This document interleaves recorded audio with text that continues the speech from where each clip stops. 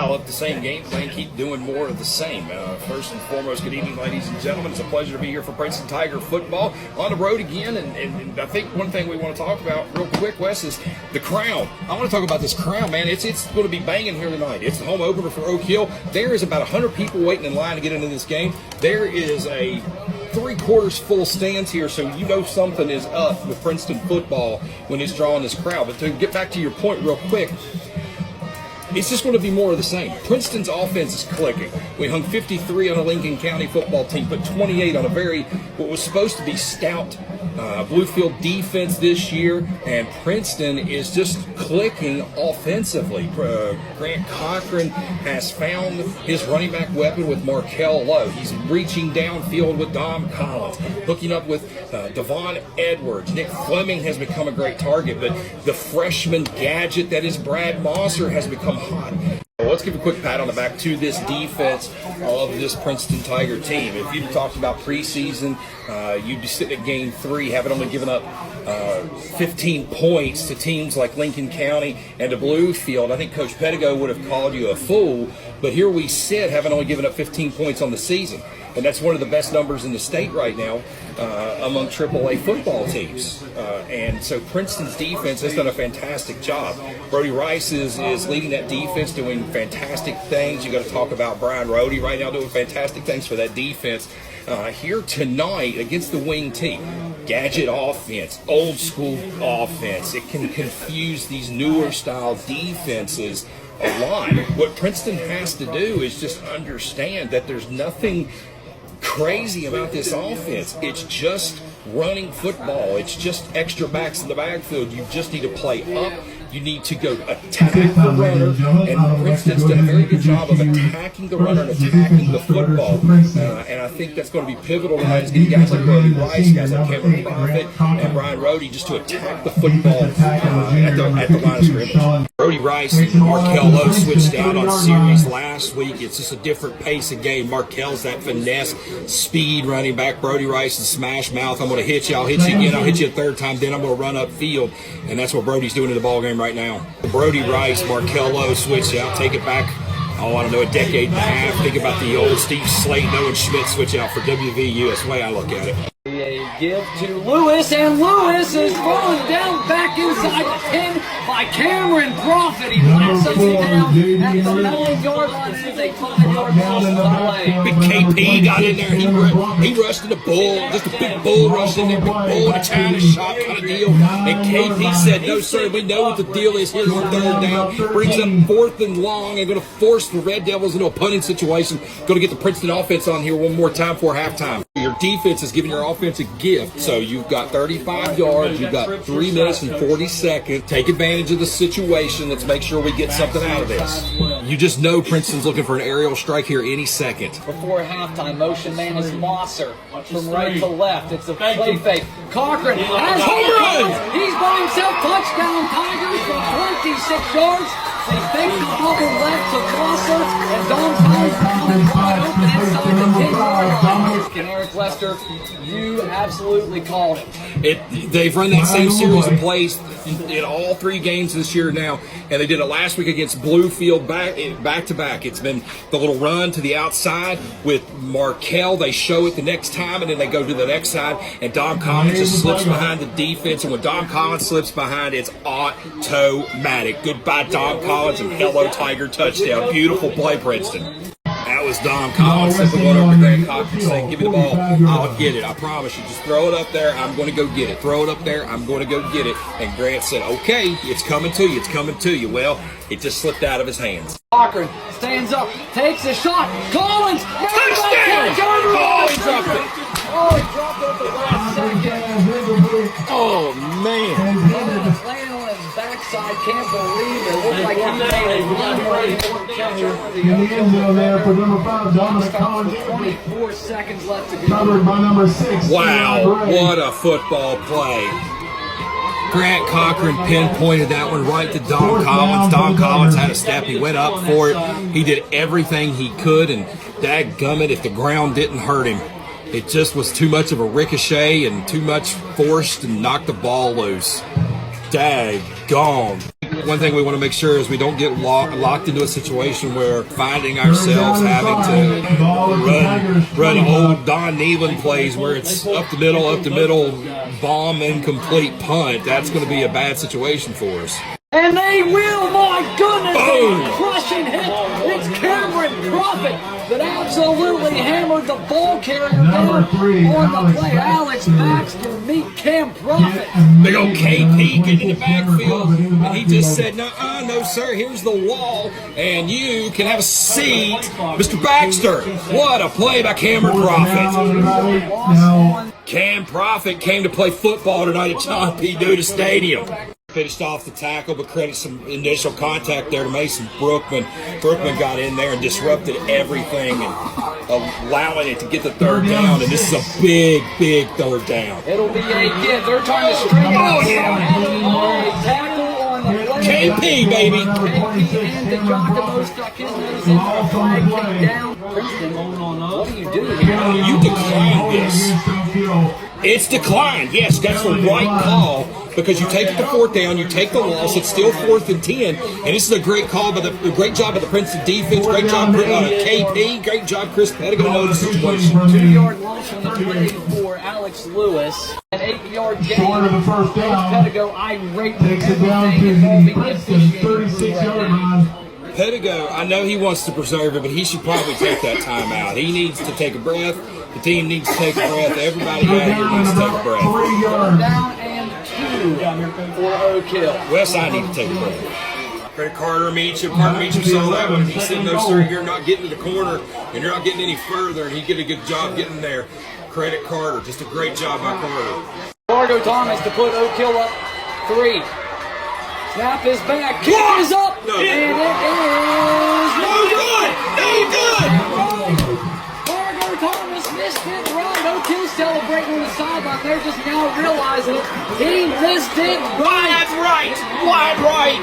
Talk to Buffalo. Wide right. That's why I was trying to put JJ to the field. Wide right. I'll say it again. Wide right. Great job by the Tiger special teams. They got in there and disrupted everything. They brought the rain into the backfield, and Fargo Thomas was missing it wide right.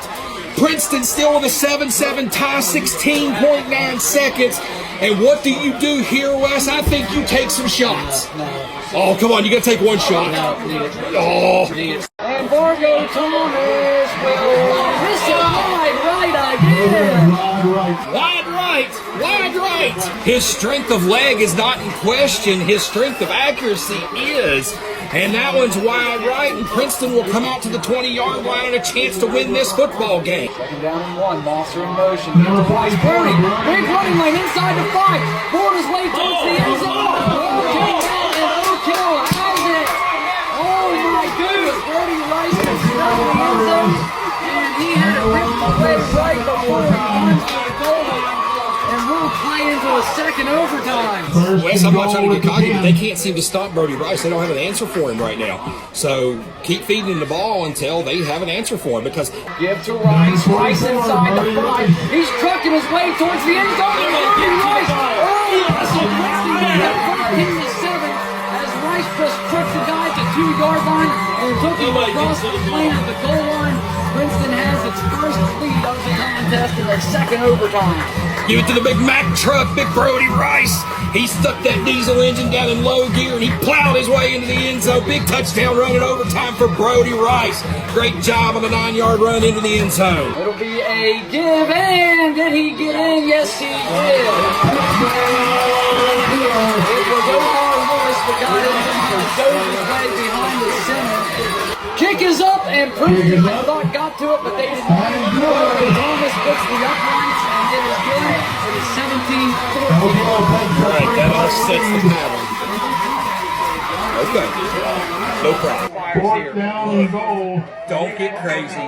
Don't get pretty. Don't get fancy. from the 1 yard Go line. over to the China shop, hand the football off, just get it in there. plow it forward, take the win. Yeah, you know, we've talked a lot about how great Mason and Eli are, and they are fantastic. And this might be the time where you pat them both on the head and say, "All right, boys, Line up and get us a foot. let's go do it." Or a couple of feet, I should say. We just need you to push a couple feet forward. Brody's coming right behind you. We've talked about how great, how big this line is. Let's let him do it. Bring a couple of blockers in. Oh, look at this lineup. It's going to be a gift to Brody Rice. Brody Rice is in. Touchdown! Princeton wins. Brody. What a big football play. Campbell, Carter, Beecham, Nick Fleming plowing the way ahead, and Princeton wins it 20-17 in 3 overtime. What a big football play. Brody Rice got behind the big blood set, got the extra blockers. We talked about it. Get on the big side of the line, get under there. Carter Meacham, one of the big guys on the other side. And he ran behind the student section, just charging the field, going to get over there and celebrate with their team for Princeton. Fantastic football night for Princeton. Talk to me here. You guys knew that you were going to see a steady dose of this wing T offense. Oak Hill attempted 2 passes tonight. How did you guys prepare to try to stop Oak Hill's running game throughout the week? Just load the box in practice. Brought Brian Erdy back to middle linebacker instead of DN. I think that's what helped us a little bit. Was that able to get you a little more free? Because I think you've been tied up a little bit the last couple weeks in the Bluefield and the League and County games, but tonight you were just flying all over the field. Everywhere I looked, there was 26 trying to hit somebody. Yes, sir. You did a great job. It's okay. It's one of those games. I'm not really good at just talking stuff. That's all right. 3 overtimes tonight. You were out there on that last play. Talk about trying to open up a hole there for Brody to get in. Coaches didn't know what to do, so I just threw out a suggestion. Let me lead block. And All right. So you were in on that. Okay. Fantastic football play. So is this your first overtime game? yes, sir. Would it feel like to have to play 3 extra, like a whole extra quarter almost? I was tired. Cam, talk to me here. Obviously, the time of possession swung heavy in favor of Oak Hill. I know right there at the end of regulation, you guys were out there for over 6 minutes before Oak Hill missed the field goal. What did you guys do, or maybe do in the offseason to get you ready for moments like that, where in the fourth quarter, where you've been out there for, in a 48-minute game, you guys have been out there for probably close to 30 minutes. What do you guys do to get through that? Our conditioning is like 10 times to the roof this year. We got like 10 stations that we do every Monday, and I think we were the better conditioned team tonight. So what are you going to do to Brody to teach him not to fumble the football? He's pretty upset about it. You get a week off this week coming up, and then it's Lord Botetourt. What are you looking forward to this week in the off week? Just resting and healing up. Cam, last thing I got for you. Everyone talks about, every defensive coordinator talks about, do your 1-11, right? There's 11 guys out there. You got to do your job. Brody had a great game. Michael made some big tackles there down the stretch. What is it like to just trust every single guy, whether it be a defensive back, you and Brody there in the middle, a defensive lineman, whoever that is? What is that like, just to have that trust factor among all 11, no matter who it is out there? Without 11, you can't do it. I mean, every one of our team, every one of our players, they fight hard. I mean, you can't do it by yourself.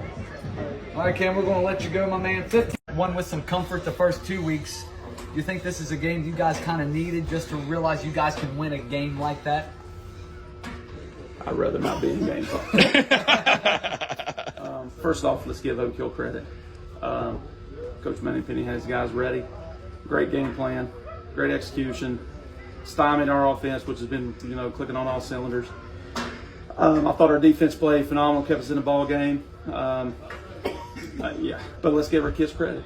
And I don't know how many. I'm not a big stat guy, and I'm not a big win-loss guy. For me, since we've been back here, as a head coach, but I don't know how many overtimes we've had. It's probably been at least 3 or 4, and we have not been able to come out on the winning end. I told our guys that, I think that's a sign of a football team that can win when it's ugly. And, obviously we did that tonight. I thought our kids fought their butts off. I thought our coaches kept our guys in the game. I probably wasn't the best in the best frame of mind there, and we're probably getting on our guys a little bit too much there in the first half. I try to just be a little bit more reserved in the second half and let my coaches coach and let these guys play. And I think that's a tribute to what Oak Hill was doing defensively to us. That we get some big plays and then we shoot ourselves in the foot and get behind the stick. We had a lot of errors tonight offensively. We had a lot of guys not running the correct routes. They got things we got to clean up. But at the end of the night, we're 3-0. We got to win. We got guys fought their butts off. Yeah, Coach, how about your senior leadership tonight? So you got a handful of guys that have been through the wars since 2019, guys that have almost played every down of football since they came into the program in 2019. KP, unbelievable. We had him for 15 tackles tonight. It may have been more than that. 5 tackles for loss. Brody, obviously, the 2 touchdowns in overtime. He had a gang of tackles as well. I thought Mason Brookman played an all-around good game on both sides of the line when he rotated in defensively. Carter Meacham made a bunch of plays, whether offensively or defensively. How about those guys, that core group of guys that have been through these types of battles leading this team tonight? Well, I'm proud of those guys because every one of those guys you mentioned have been starting since they've been freshmen. And, their freshman year we had a long road, and they have stuck with it. And they're enjoying all the hard work that they've been able to put in.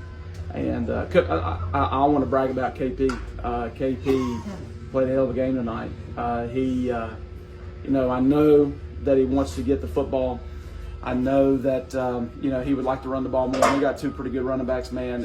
He came up to me there in that last overtime and said, "Coach, you put me in, I'll block for Brody and get in the end zone." And it ended up being a fourth and 1 on the goal line.